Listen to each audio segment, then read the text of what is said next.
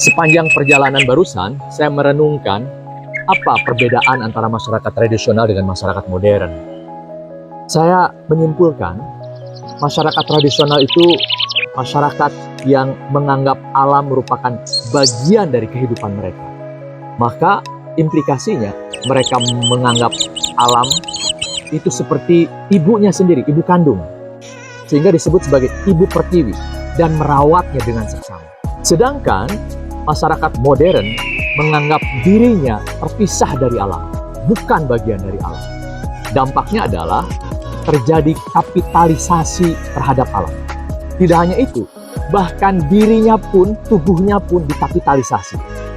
Bahkan aspek spiritualitas juga dikapitalisasi. Yang muaranya adalah keuntungan secara finansial.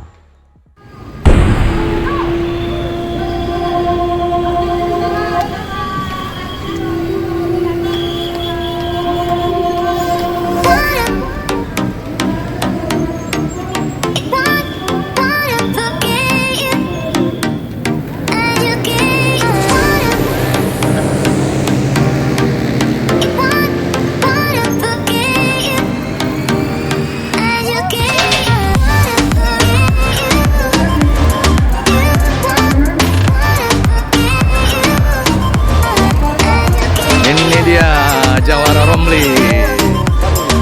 Kita geber? Oke, sip.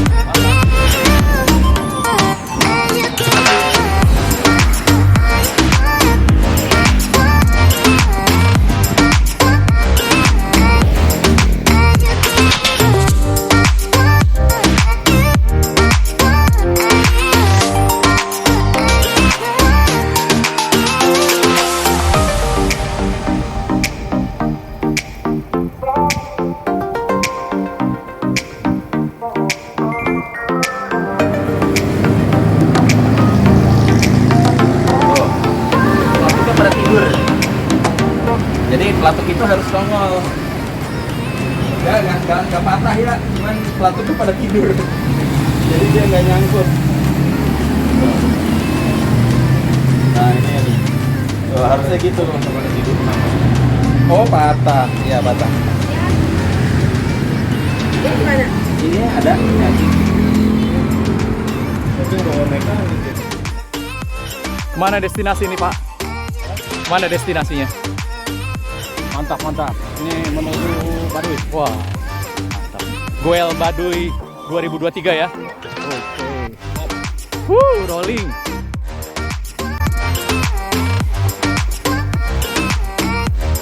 Banget Pak.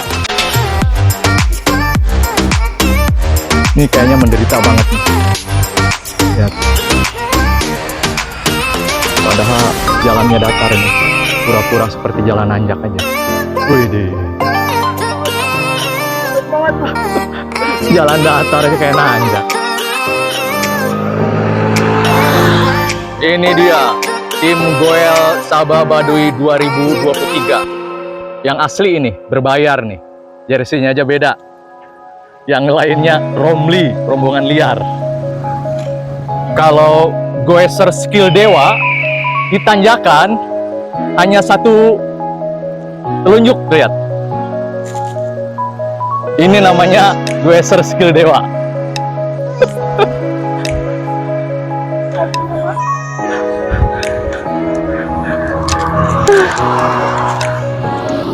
Agenda Goes hari ini kita menuju Ciboleger, kampung orang-orang Baduy, dan kita akan bermalam di sana. Sekarang saya dan tim baru sampai PTPN 8 di Jasinga, kiri kanan perkebunan sawit. Tapi jalannya mulus, hot mix, dan topografinya rolling, seperti menaiki roller coaster di dunia fantasi Ancol. Ikuti terus. Tunggangan saya kali ini spesial, sepeda lipat, murah meriah tapi tangguh. Avanjet terus. Full speed. Gahar melibas trek rolling. Wih, di sproketnya bisa manjat pohon kelapa ini. Ini suasana perkebunan sawit PTPN 8 Kecamatan Jasinga, Kabupaten Bogor. Dan ini komandan nih. Wih, masih segar komandan. Mengawal terus perjalanan kita ini. Jalannya hot mic. Mantap. Di perjalanan, kami juga disuguhkan pemandangan sekawanan kerbau sedang merumput. Suasananya mirip di kampung halaman saya.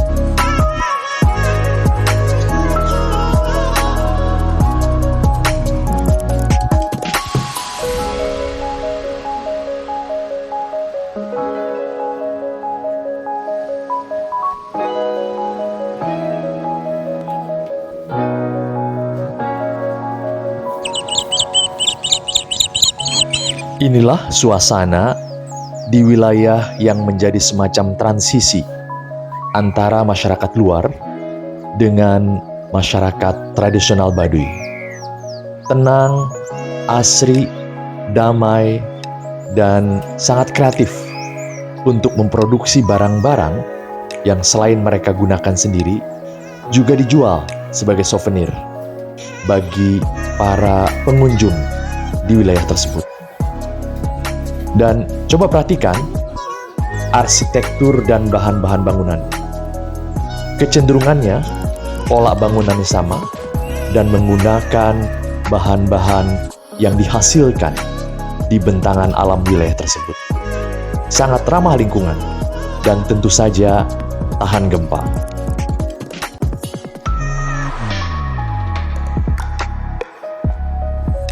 Coba lihat bangunan di sebelah kanan. Ada tumpukan kayu menjadi semacam gudang bahan bakar. Dan di sampingnya itu ada tumpukan atap rumbia.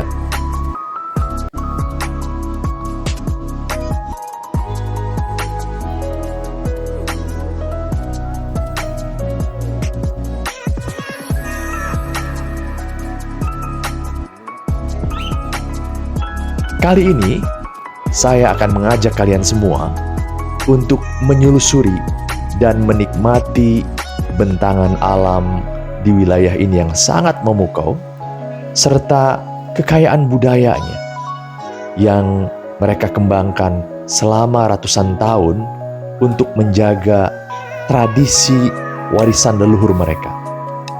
Sehingga kita menjadi sadar betapa kayanya bangsa Indonesia dengan keragaman budayanya.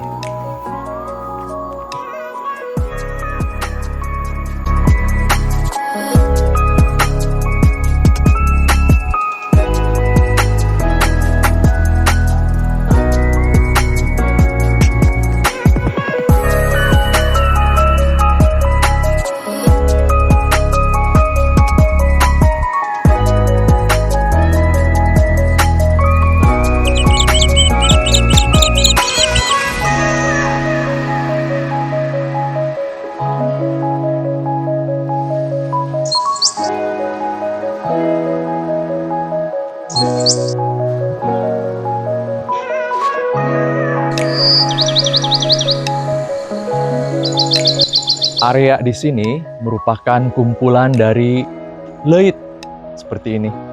Arsitekturnya sama. Leit itu dalam bahasa Sunda artinya lumbung padi. Tolong perhatikan strukturnya. Ini di setiap tiang ada papan membulat seperti ini yang berfungsi untuk menahan tikus jika tikus-tikus itu akan naik melalui tiang. Nah, begitu sampai di sini, dia nggak bisa berbalik. Jadi luar biasa ya. Suku-suku tradisional, termasuk di Baduy ini, punya kearifan lokal yang sangat memukau. Bahkan potensi serbuan tikus ke dalam lumbung padi pun sudah mereka pertimbangkan dan antisipasi. Inilah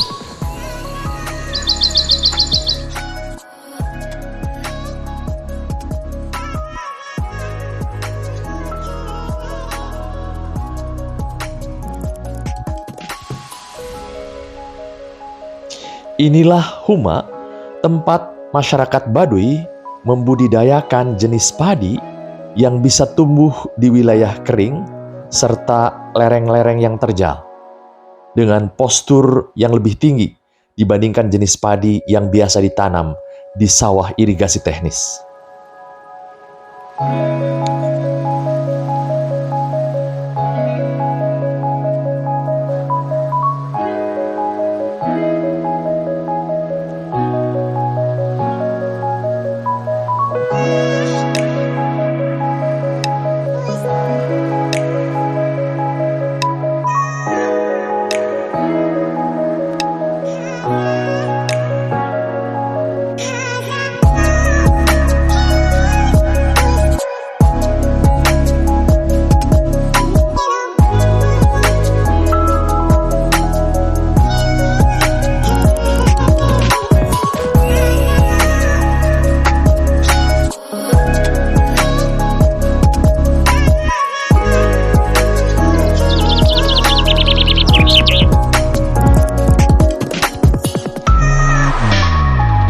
Ya kernaon ya jelema teh ya?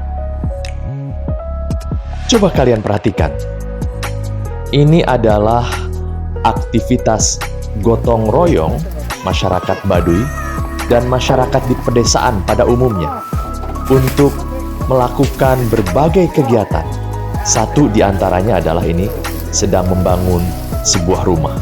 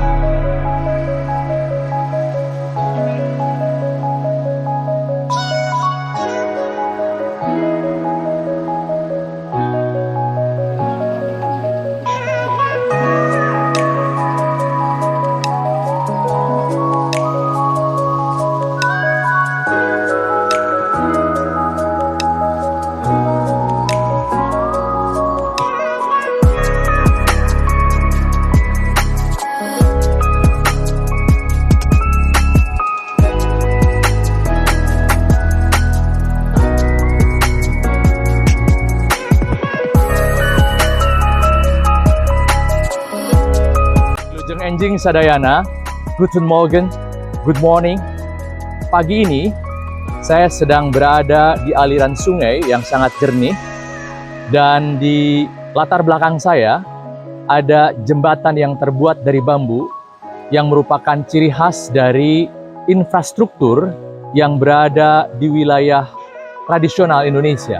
Kalau kalian perhatikan tadi sepanjang perjalanan, kalian bisa melihat bagaimana struktur bangunan dari rumah-rumah di perkampungan masyarakat Baduy yang cenderung sama, dan bahan dasarnya juga terbuat dari material yang ada di bentangan alam wilayah ini. Jadi sebenarnya keadilan sosial yang menjadi core Pancasila hadir di wilayah perkampungan suku-suku tradisional, bukan di perkotaan. Kenapa? Karena tingkat kesenjangan kaya dan miskin di perkotaan sangat tinggi. Sedangkan di suku-suku tradisional seperti Baduy ini, nyaris tidak ada kesenjangan yang berarti. Itu. Perenungan di sungai ini, saya mempertanyakan ulang, apa sih sebenarnya kebahagiaan itu? Apakah kebahagiaan terletak pada harta kekayaan yang berlimpah, tingkat pendidikan yang tinggi, popularitas, pangkat dan jabatan? Kalau syarat kebahagiaan itu semua, maka pasti kebahagiaan tidak dimiliki oleh masyarakat yang tinggal di pedalaman seperti suku Baduy. Tapi ternyata bukan itu sumber kebahagiaan. Hal-hal yang barusan saya sebutkan seringkali dalam realitanya menjadi sumber penderitaan manusia. Jadi kebahagiaan itu sebenarnya di hati yang lapang. Maka prinsip hidup saya saat ini adalah saya untuk seminimalisir, meniadakan atau mengurangi keinginan-keinginan yang tidak perlu dengan mengoptimalkan apa yang sudah saya miliki. Itu dalam konsep agama Islam yang saya anut disebut sebagai bersyukur. Mudah-mudahan terinspirasi.